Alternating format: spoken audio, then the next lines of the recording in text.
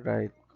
Magandang araw sa ating mga kasama sa Bulacan Agricultural State College Institute of Computer Studies. Um, Kay Dean Michelle, no, for inviting me to share something about my business and the journey of a startup. So my name is Justin Pineda, and my business is the Pineda Cybersecurity. It's an IT consulting firm um, based in Quezon City, right? Um, Siguro maganda magsimula tayo no 2017. Um, I'm sure you guys can relate with me kasi I'm a graduate of computer science, no? So I worked after graduation, and my concentration has been in cybersecurity. I've been doing a lot of security work, cybersecurity work, and in 2017, um, I was in Coca-Cola. It's a good company. We were doing a lot of projects, and one day, management decided to close the IT team. Uh, I-dissolve, no? Kumbaga, i-outsource na lang. And during that time, nagtataka kami kasi ang sales ng Coca-Cola pataas. And uh, okay lahat ng performance namin. No? So by August of 2017, we were all we call it redundated. No? So um, we were out of work, and my realization back then was kahit kahit magaling ka mag-work, magaling ka sa work, mahusay ka, pwede kang mawalan ng trabaho. So eto kami, no? Um, and then naisip ko baka dapat mag-venture ako sa ibang ibang gawain.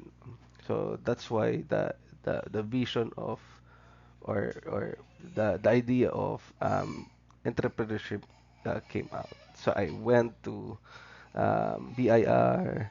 I got my business permit in the Quezon City Hall and registered everything. So that's the start. So in the beginning, naisip ko lang na gagawin nun would be training, come up with cybersecurity courses, and then post sa social media, sa Facebook, and then look for um, enrollees. No? Actually, medyo mahirap yun kasi we, we, we were unknown. Yung mga courses, quality naman, pero kami-kami lang gumawa. No? Um, Nakakatakot because we will rent the place, we will spend in the preparations and without knowing whether may mag-enroll or hindi. But, ang dami nag-enroll, no? So, we started from few and then tuloy-tuloy na yung mga runs um, nung training. And we even created yung mga discounted vouchers and all para mas marami pang maka-join. So, halo-halo. No? So, we did a lot of this work. Okay? And then, we renewed the next year. Buhay pa kami. Yan. And I also got my colleagues from Coca-Cola to teach also. So, iba-ibang fields in cyber security. Right? So, and by 2018 to 2019, we even offered data privacy. Kasi lumalakas to noon eh. It was a boom during that time. Right? So, yeah, iba-ibang tao. Oh, okay. We also did exploration on different partnerships uh, for us to widen the network. So we work with the OSTP shared um, um, and uh, opened opened our doors to more speaking engagements. So we even have a partner printer in UP to print our materials. So ayan, dumadami mga speaking engagements sa mga conferences outside the the um, outside the comfort zone. And then we renewed again and tuloy-tuloy lang. So the business is growing without us knowing it, right? So lumaki na yung venue, naging mas formal na, right? And doon namin naisip na we can partner with the academe naman to be present and to work with educators because that's what we're doing, right? So we partner with TIP and we continued um, getting certified, no? Kasi sa IT, in computer science, wala naman tayong board exam. So ang labanan would be um, certifications and the reputation of the certification. So um, yeah, I took the CISSP back in 2019. Um, and again, another partnership in Benild. We created a diploma program in cybersecurity that later on help the business, help Pineda Cybersecurity gain more customers, no? Um, right. So, and then we got more and more certifications, okay, and became active in that organization in Isaka through CISM. We renewed again, and um, we did a lot of formalization of processes. So dito nagsisimula na kaming, uy, kailangan natin i-register to. Trademark natin yan, ganyan. And I realized that parang kailangan ng formal help, right? Because my undergraduate is computer science. My master's, my first master's was in information systems. Walang business. So lahat to, trial and error. And because I'm an accidental entrepreneur, medyo conservative tayo. Ayaw natin maglabas ng pera, di ba? Kung di tayo kikita. Okay. So, I wanted to learn more. I enrolled in the Master in Entrepreneurship programs at Ateneo. And there, started learning. And then, afterwards, I also helped CSB, College of St. Benil, in offering their BS cybersecurity program. Okay, in 2021 to 2020. Right. So, we started expanding the services, hindi lang training, subscription based services for more visibility. So, we did mga vulnerability assessment and pen testing work. Ito yung mga trabaho namin noon sa Coca-Cola. And we offer it now as a service. And we make it subscription based. So, the um, the revenue stream continues. So we have that.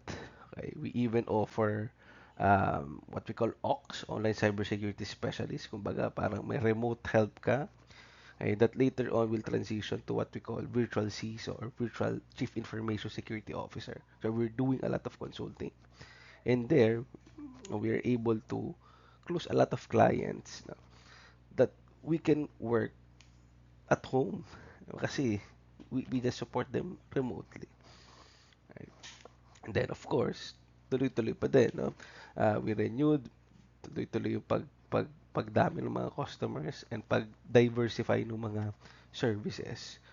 And yeah, we started creating more security awareness in the social media platform, okay, to educate people and to promote Pineda cybersecurity as well, right? Okay, and then we started stepping up to boost reputation, so more on marketing.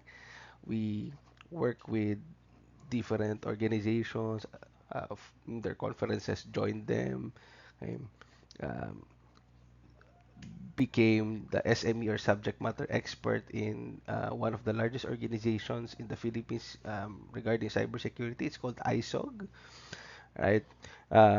So, nagsastart na tayo magpakilala sa kanila. Not to sell, but to share knowledge, information. And then, partnership again with another university. And while studying in Ateneo, okay, we learned that we need to boost marketing naman. So, we started joining expos. We created yung mga giveaways, and and then we got certification from DICT for our cybersecurity work. And this is very important kasi um, people, organizations, both private and the government, will look into certifications. Certified ba kayo to provide our services? May nag-check ba sa inyo? And because of this, more opportunities came without the need for hard selling. So, pumunta sila, tatanong, makaka-close kami ng deal. And pag tinanong namin, paano nyo nalaman? Because of the DICT recognition and accreditation. Okay? And marami pa kaming ibang ginagawa. So, we did a lot of still work, no? Um, uh, sa PSITE naman, no? sa mga organizations and partnered with training providers like PECB for formal training. Kasi mas madaling makaklose kapag known na yung brand.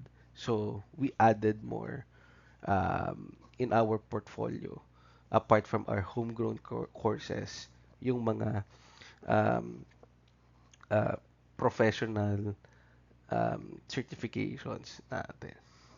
And then again, we renewed. Okay, we even undergone the DPOA's training kasi we also expanded to data privacy services. Ang dami. So, tuloy-tuloy lang. Ayan, dumami. Lumaki na yung booth. Okay. We were able to close a partnership with a conglomerate.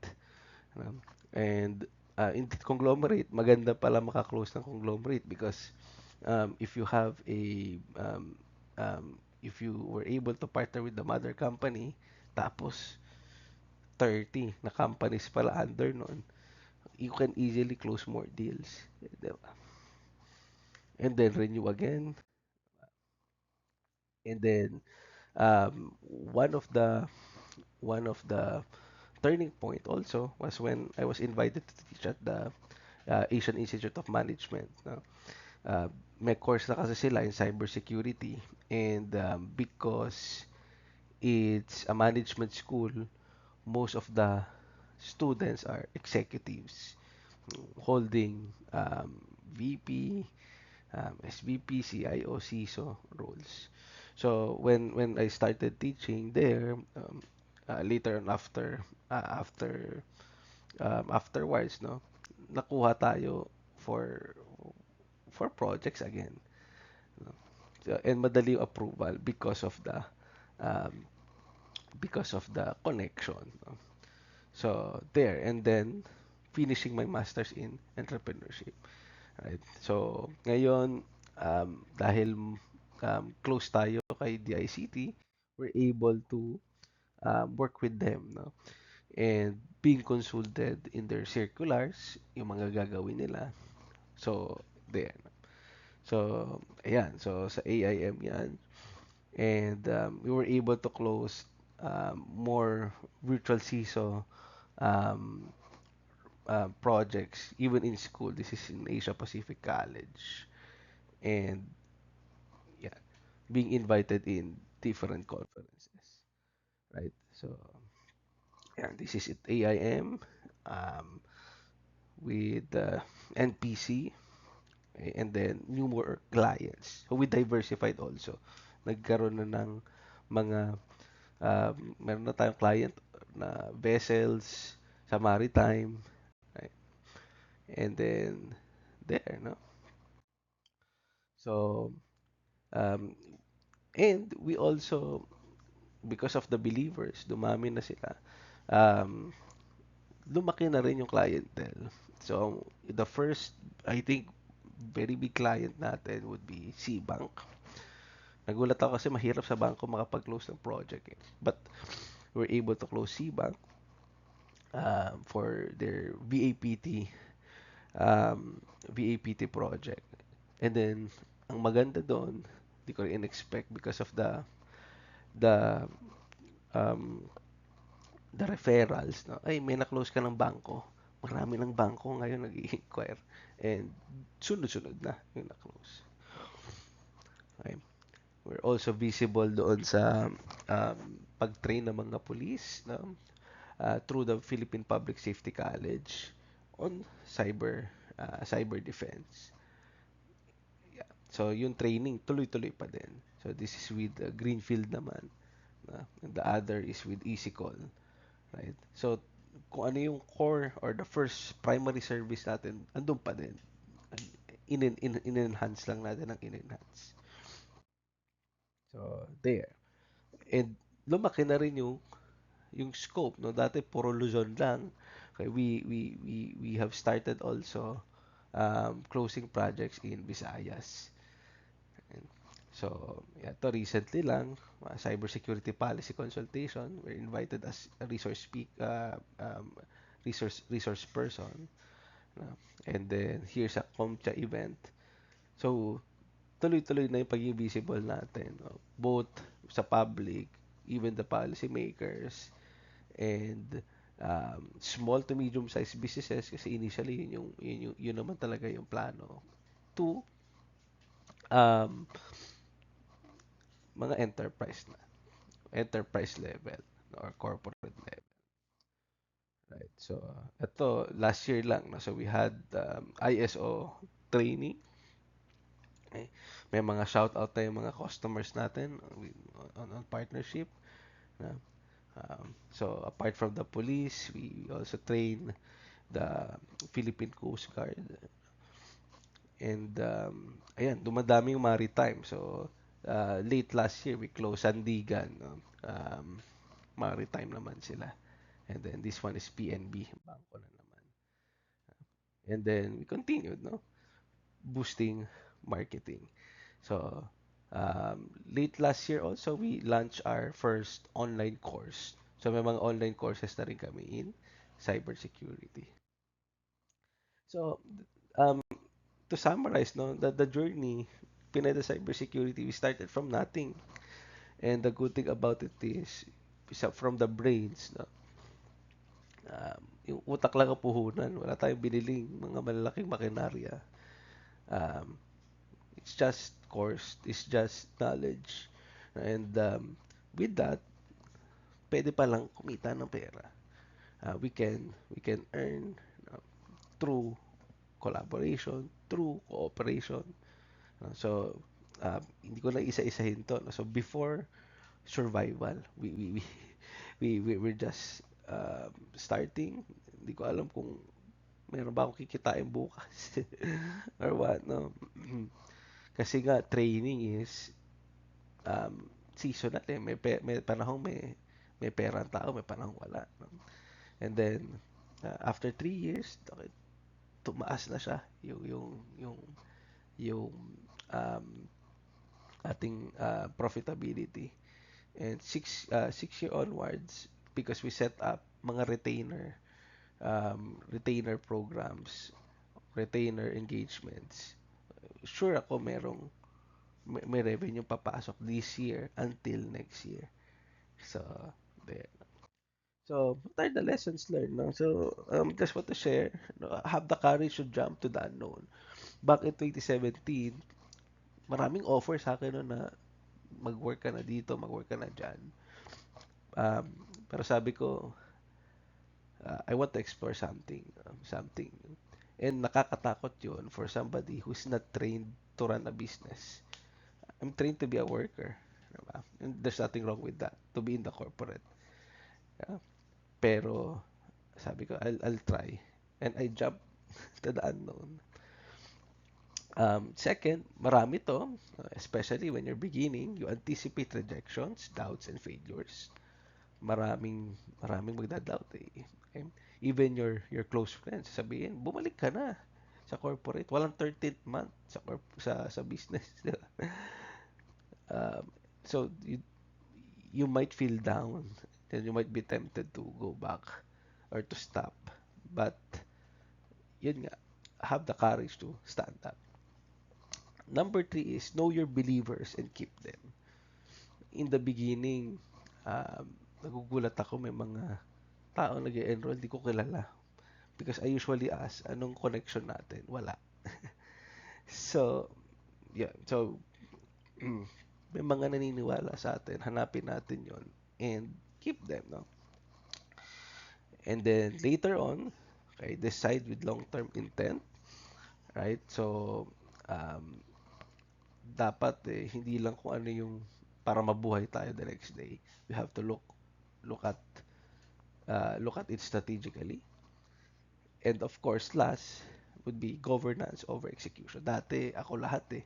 I'm the marketing, ako yung assistant business permits, ako yung magte-test, ako ito, ganyan, ganyan. But later on, you need to get people, the right people, train them. Dapat mas mahusay na sila sa inyo dun sa craft na yon, diba? And you govern, diba? So, you won't be stressed. So, we're on our ninth year. Magte-10 na kami next year. So, okay naman. We're growing. Not very fast, gradual. But I think this is the pacing that I like. And perks would be you get more time with your family. So I think that's more important to be with your family. Um, uh, Especially because I have kids. I have three kids. Yeah. All right. So, here's my parting word for you. I shifted from delivering work to governing the direction and building an enterprise that outgrows the founder. Eventually, yan ang gusto natin eh. That the business will run even if um, wala ka na or minimal na lang yung ginagawa natin. No? Alright, so yun lang po. I hope I was able to share some information about the startup and the journey. Right? And yeah, if you have questions, you may send me an email. But thank you for listening and have a nice day.